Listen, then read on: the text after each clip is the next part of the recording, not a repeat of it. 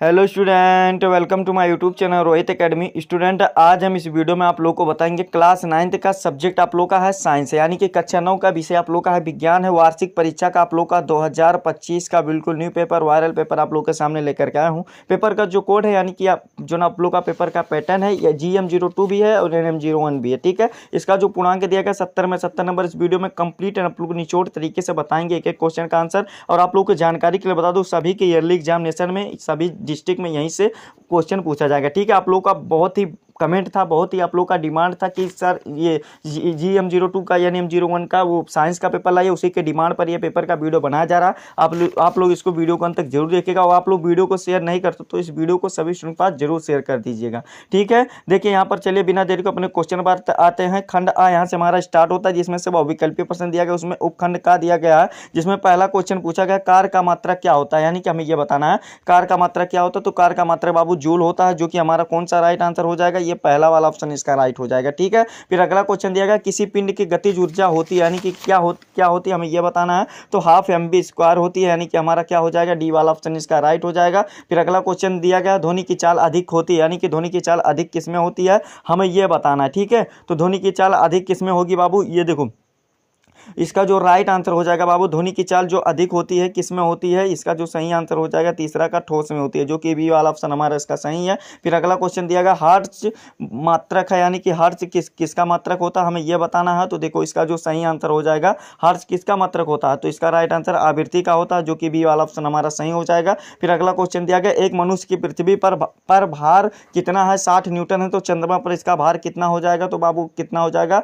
सी यानी कि 20 हो जाएगा, 20 न्यूटन हो जाएगा, जो कि हमारा सी वाला ऑप्शन इसका राइट है। फिर अगला क्वेश्चन दिया गया 6 वाला, देखिए जितना भी क्वेश्चन बता रहे हैं सभी मोस्ट इंपॉर्टेंट क्वेश्चन, इसको दिमाग में आप लोग फीड कर लीजिएगा। और आप लोग वीडियो को नहीं शेयर करते तो सभी स्टूडेंट के पास वीडियो शेयर करके जरूर पहुंचा दीजिएगा, और एक बार कमेंट जरूर कर दीजिएगा कि हाँ वीडियो को सभी स्टूडेंट पास भेज दिए या शेयर कर दिए। ठीक है, 6 वाला क्वेश्चन देख लेते हैं। जब कोई पिंड पृथ्वी पर मुक्त रूप से गिरता है तो इसकी कुल ऊर्जा होती है, यानी कि क्या होती है, हमें यह बताना है। तो अचर रहती है, कैसी रहती है, अचर रहती है, जो कि हमारा सी वाला ऑप्शन इसका राइट है। फिर अगला क्वेश्चन दिया गया कि अनुप्रस्थ तरंग उत्पन्न की जा सकती है, किससे उत्पन्न की जा सकती है, ठोस व दरों से उत्पन्न की जा सकती है, जो कि हमारा बी वाला ऑप्शन इसका राइट है। ठीक है, यहाँ पर आप लोगों का ये क्या आप लोगों का ये क्वेश्चन यहाँ पर आप लोग का खंड उपखंड जो का था, यानी कि ये वाला समाप्त हो गया, जो कि आप लोग का क्या था, ये क्वेश्चन थे, कौन थे, ये क्या कहते हैं, केमिस्ट्री के क्वेश्चन थे।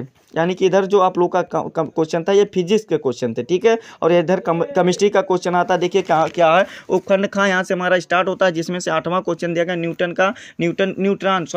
न्यूटन नहीं बाबू, न्यूट्रॉन की खोज की थी, यानी कि किसने की थी, हमें यह बताना, जेम्स चैडविक ने की थी। अगर सन की बात करेंगे तो सन 1932 में हुआ था। कब हुआ था, सन 1932 में हुआ था, ये भी आप लोग जान लीजिएगा कब हुआ था, सन 1932 में हुआ था। ठीक, फिर अगला क्वेश्चन देखिए क्या दिया गया, Mg परमाणु का इलेक्ट्रॉनिक विन्यास होता है तो 2,8,2 होता है। ठीक है, यानी कि बी वाला ऑप्शन हमारा इसका राइट हो जाएगा। फिर अगला क्वेश्चन दिया गया है कि यौगिक जल में हाइड्रोजन ऑक्सीजन के द्रव्यमानों का अनुपात होता है तो एक अनुपात कितना होता है, 8 होता है। ठीक है, हमारा ए वाला ऑप्शन सही हो जाएगा। फिर अगला क्वेश्चन दिया गया निम्न में से कौन सा धातु कमरे के ताप को द्रव है, यानी कि कौन सा धातु है, तो जो पारा होता है, यानी कि Hg भी कहते हैं, क्या होता है, पारा जो होता है, मरकरी भी होता है, तो यही हमारा ये क्या होता है, सी वाला ऑप्शन इसका राइट हो जाएगा। फिर अगला क्वेश्चन दिया गया है कि वायु है, यानी कि वायु क्या होता है, तो गैसों का मिश्रण होता है, क्या होता है, मिश्रण होता है, यानी कि गैसों का मिश्रण होता है, जो कि सी वाला ऑप्शन हमारा इसका राइट है। 13 वाला क्वेश्चन देगा परमाणु द्रव्यमान का अंतरराष्ट्रीय मापक है, यानी कि क्या है, हमें यह बताना। तो 13 का जो सही आंसर हो जाएगा ए वाला ऑप्शन हमारा सही हो जाएगा,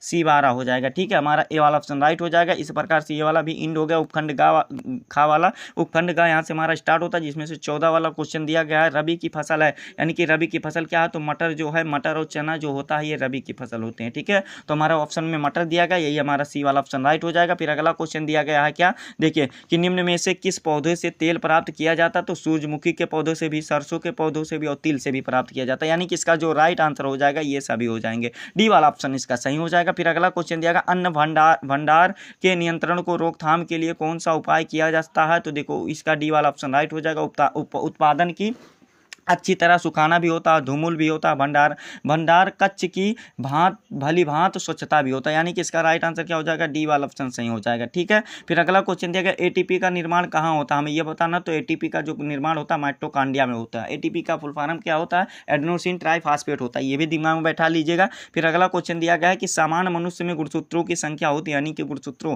क्रोमोसोम्स की संख्या कितनी होती है, तो 46 होती है। कितनी होती है, वो 46 होती है। ये हमारा बी वाला ऑप्शन राइट हो जाएगा। फिर अगला क्वेश्चन दिया गया रुधिर किस प्रकार का ऊतक होता है, तो ये एक संयोजी ऊतक होता है। क्या होता है, एक संयोजी ऊतक होता है, जो कि हमारा ए वाला ऑप्शन इसका राइट है। फिर अगला क्वेश्चन देखिए क्या दिया गया। अगला क्वेश्चन दिया गया है भारत में आधुनिक सिंचाई में सम्मिलित है, यानी कि क्या सम्मिलित है, हमें यह बताना। तो उपयुक्त सभी सम्मिलित है। क्या क्या उपयुक्त सभी क्या क्या है, देखो वर्षा के जल का संग्रहण भी किया जाता है, फिर क्या जल विभाजन का उचित प्रबंधन भी किया जाता है, फिर बांध बना करके जल स्तर बढ़ाना भी किया जाता है, यानी कि डी वाला ऑप्शन हमारा इसका राइट है। इस प्रकार से आप लोग का 20 नंबर 20 एमसीक्यू वाला बाबू वेल कंप्लीट होगा। ठीक है, आगे भी आप लोग को कंप्लीट तरीके से बता दे रहे हैं क्वेश्चन को सभी को, और अच्छे तरीके से उसको प्रिपेयर कर लीजिएगा। ठीक है, आप लोग एक साल यानी कि 1 ईयर आप लोग स्टडी किए होंगे, जरूर आप लोग का कुछ इसमें से वो तैयार भी होगा, यानी कि प्रिपेयर भी होगा। और आप लोग को इसको भी जितना बता रहे हैं अगर नहीं होगा तो उसको भी अच्छे तरीके से तैयार कर लीजिए। खंड बा यहाँ से हमारा स्टार्ट होता है, जिसमें से वर्णनात्मक प्रश्न दिया गया, उपखंड का दिया गया, यानी कि बहुत ही आप लोग को उपखंड का जो रहेगा 4-4 नंबर का रहेगा। ठीक है, इसको जान लो।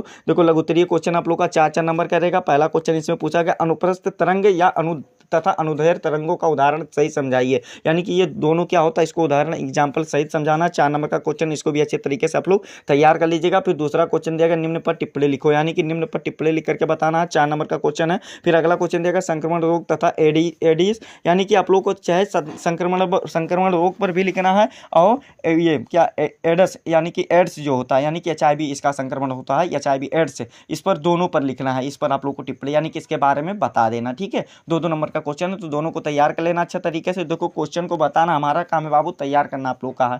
ठीक है, अगर आप लोग को भारी डिमांड रहेगी, कमेंट रहेगा, तो आप लोग अगर इच्छुक होंगे तो इसका आंसर भी आप लोग को जो नेक्स्ट पेपर आएगा आप लोग को कहेंगे कि फुल सोल्यूशन के साथ बताइए, यानी कि जो वर्णनात्मक प्रश्न दिया गया उसका भी आंसर बताइए, तो उसका भी आंसर आप लोग को नेक्स्ट वीडियो में बता देंगे। ठीक है, निम्न को परिभाषा दो, यानी कि आवृत्ति क्या होता है, आवर्तकाल क्या होता है, यानी कि टाइम पीरियड क्या होता है, तरंग चाल क्या होता है, तरंग दैर्घ्य क्या होता है, इसको बताना। 1-1 नंबर का क्वेश्चन है, तो ये वाला भी अच्छे तरीके से आप लोग तैयार कर लीजिएगा। दीर्घोत्तरीय क्वेश्चन यहाँ से हमारा स्टार्ट होता है, जिसमें से चौथा वाला क्वेश्चन पूछा गया क्या कि यहाँ पर देखिए क्या पूछा गया दीर्घ उत्तरीय में, कि आप लोग का पूछा गया है कि स्थितिज ऊर्जा तथा गतिज ऊर्जा किसे कहते हैं, उदाहरण देकर समझाइए। 4 नंबर का भी क्वेश्चन ये पूछ सकता है, 6 नंबर का भी पूछ सकता है। ठीक है, अथवा करके ये आप लोग का न्यूमेरिकल दिया गया, ये वाला भी तैयार कर लीजिएगा आप लोग को। उपखंड खा यहाँ से हमारा स्टार्ट होता है, जिसमें से केमिस्ट्री के क्वेश्चन दिया गया। लघुत्तरीय क्वेश्चन इसमें दिया गया पहला, यानी कि 5वां वाला दिया गया कि समभारी तत्व तथा समस्थानिक तत्व किसे कहते हैं, हाइड्रोजन के समस्थानिक को लिखो। 4 नंबर का क्वेश्चन, इसको भी अच्छे तरीके से आप लोग तैयार कर लीजिएगा। फिर अगला क्वेश्चन दिया गया निम्न को परिभाषा दो, परमाणु भार क्या होता है, संयोजकता यानी कि बैलेंसी क्या होता है, नाभिक क्या होता है, परमाणु क्या होता है।